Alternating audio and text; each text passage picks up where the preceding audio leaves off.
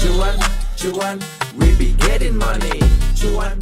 Oke guys ya, kali ini kita bahas ini, yaitu suku bunga BI naik tadi ya 0,5 basis point atau 0,5 BPS ya. Sektor saham apa yang akan terdampak atau saham-saham apa aja nih yang akan terdampak teman-teman. Nah barusan tadi Bank Indonesia itu naikin suku bunga ya 0,5 basis point ya dari 4,75 sekarang jadi 5,25. Nah, kita akan bahas di sini teman-teman. Kira-kira apa sih yang terdampak di sini?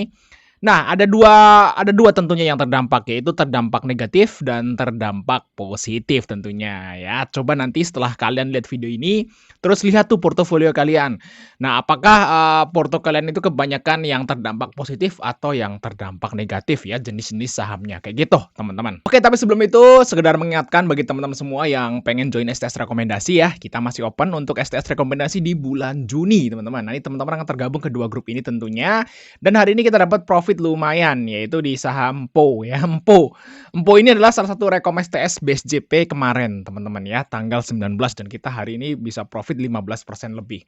Nah, kajen cuan di sini ada kios juga profit tadi, terus Supa. Nah nih, jadi kalau teman-teman semua misalnya, oh bang gue nggak bisa pantau nih market harian, nah teman-teman bisa gabung ke STS Rekom untuk ngambil menu swingnya. Nah menu swingnya ini kita pilih saham-saham yang berfundamental bagus dan volatilitasnya itu nggak terlalu tinggi, jadi teman-teman nggak usah pantau seharian full. Ya, contohnya Supa nih, kita dapat profit 5-6% tadi, teman-teman. Nah, ini menu-menu biasanya kayak seperti ini. Nah, jadi jangan sampai kelewat nih untuk gabung STS Juni, langsung catat aja guys, kontak ada di situ tentunya ya, kalau teman-teman pengen dapat rekom-rekom saham yang berkualitas. Disclaimer on. Oke ya, kita akan lihat di sini teman-teman. Nah, apa nih kira-kira yang terdampak positif dulu nih, teman-teman? Nah, yang terdampak positif yang terbesar yaitu perbankan, teman-teman ya. Terutama bank-bank besar ya. Bank dapat langsung menyesuaikan suku bunga kredit lebih cepat daripada bunga simpanan atau deposito. Jadi deposito naiknya entar-entaran, tapi kalau suku bunga kredit langsung naik saat itu juga. Saat Bank Indonesia naikin suku bunga langsung naik. Wah, gitu ya. Nah, kenaikan margin bunga bersih atau NIM, net interest margin, ini berpotensi meningkatkan profitabilitas. Jadi otomatis saat suku bunga naik, tentu aja ya pendapatan bank dari bunga itu akan naik, teman-teman. Wah, NIM-nya naik, net interest margin-nya akan naik. Jadi dalam jangka pendek ini positif nih buat bank, teman-teman. Asal suku bunga itu nggak naik terus-menerus sampai setinggi langit. Nah, kalau misalnya naiknya sekali dua kali itu nggak masalah, malah terdampak positif tuh bank. Karena saya yakin kalau baru naik 0,50 basis point, saya yakin orang-orang yang nyicil tuh masih kuat lah buat nyicil gitu ya. Masih kuat mereka nyicilnya karena naiknya baru sedikit kayak gitu. Nah, tapi kenaikan sedikit tersebut tentu aja akan nambahin profit dari bank. Tapi kalau misalnya naiknya itu terus-menerus ya, itu akan membuat istilahnya itu akan ada namanya itu NPL ya. Jadi orang-orang yang gagal bayar akan banyak. Jadi otomatis bank akan rugi kalau naiknya itu terus-menerus. Tapi kan ini baru naik sekali. Jadi akan terdampak positif bank. Jadi teman-teman perhatikan ya, bank-bank besar kita itu semua lagi disupport. Jadi perhatikan besok saham-saham banking ya, ini dapat sentimen positif pertama. Apalagi kalau misalnya suku bunga naik ini menyebabkan rupiah itu menguat terhadap dolar. Wah, mantap sekali guys.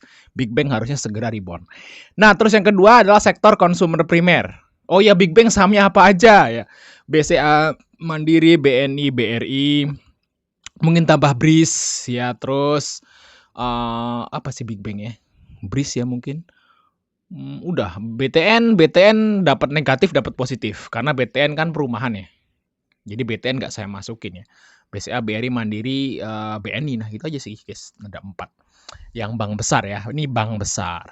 Oke, sektor konsumen primer nih yang kedua. Itu saham-saham kebutuhan pokok sehari-hari seperti makanan, minuman, retail, bahan pokok. Cenderung lebih kebal atau defensif karena permintaan masyarakat akan barang-barang ini tidak akan mudah berubah meski ekonomi melambat. Nah, saham-saham misalnya saham beras segala macam ya. Tapi ini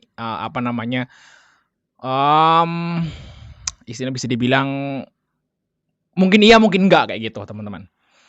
Nah, saham apa nih misalnya ya Mayora segala macam lah kayak gitu. Oke, terus yang ketiga itu saham Telkom guys, telekomunikasi, yaitu emiten penyedia layanan telekomunikasi biasanya memiliki fundamental khas yang kuat dan utang yang terkelola menjadikan pilihan defensif yang aman bagi investor ya, Telkom ya, Isat, XL seperti itu. Jadi kalau misalnya suku bunga naik ya tetap aja kan kalian bayar bayar tagihan internet gitu ya, sama aja kayak gitu, nggak ngaruh juga suku bunga naik. Nah, yang kedua ini mungkin, sektor konsumen primer dan sektor komunikasi itu bisa dibilang bukan terdampak positif 100% ya, dia nggak ngaruh gitu maksudnya guys, nggak ngaruh. Tapi kalau yang perbankan ini dapat positif, kayak gitu teman-teman. Oke ya, yang terdampak negatif tentunya ya, dan terdampak negatif tentu aja yang pertama adalah properti dan real estate. Tambah konstruksi tentunya ya, properti, real estate, dan konstruksi. Kenaikan suku bunga membuat bunga kredit kepemilikan rumah atau KPR ikut naik. Hal ini menekankan daya beli konsumen dan menurunkan angka penjualan marketing sales ya dari pengembang. Tentu aja di sini ada tambah BTN ya. BTN kan hubungannya sama kredit perumahan juga, makanya kita nggak masukin tadi di bank ya. Nah, properti dan real estate apa? Pawon, SMRA, BSDE, CTRA, mungkin tambah CBDK gitu ya, PANI, apalagi Kija, Bapa, dan segala macam. Banyak banget ya perusahaan properti di Indonesia. Nah, itulah terdampak negatif. Karena kalau suku bunga naik tentu aja cicilannya naik ya. Cicilannya naik, otomatis orang kalau mau ngambil kredit, waduh kok cicilannya banyak, nggak jadi ah. Nah, otomatis kalau banyak orang yang nggak jadi ngambil kredit nah otomatis ya penjualan akan menurun, labanya akan menurun bagi properti dan real estate. Dan ya itu guys alasannya teman-teman. Teknologi ini adalah terdampak negatif yang kedua ya, teknologi ya. Valuasi saham berbasis pertumbuhan growth stock sangat rentan saat suku bunga tinggi. Investor lebih selektif dan beralih mencari aset yang lebih aman, menekan harga saham emiten teknologi yang masih dalam fase bakar uang atau laba tipis ya. Karena saham-saham tekno itu biasanya kan bakar uang guys ya, bakar uang untuk promosi lah kayak gitu. Nah, mereka biasanya ngutang tuh ke bank ya. Nah, ngutang ke bank. Nah, saat mereka ngutang ke bank, otomatis saat suku bunga naik, cicilan mereka juga naik. Nah, jadi beban buat operasional mereka akan naik juga ya, nambah bunga lagi utangnya, wah tambah bebannya tambah berat. Nah, otomatis akan mengurangi profit kayak gitu. Udah profitnya tipis, tambah bunga naik. Wah, kayak gitu. Jadi teknologi terdampak negatif saat suku bunga itu naik. Nah, gimana kalian cek aja di porto teman-teman semua. Gimana? Cek apakah kalian ikut yang terdampak positif atau terdampak negatif. Oke, thanks sudah nonton teman-teman semua. Sampai ketemu di video berikutnya. Cuan, cuan, we be getting money. Cuan, cuan, cuan, we be getting money. Cuan.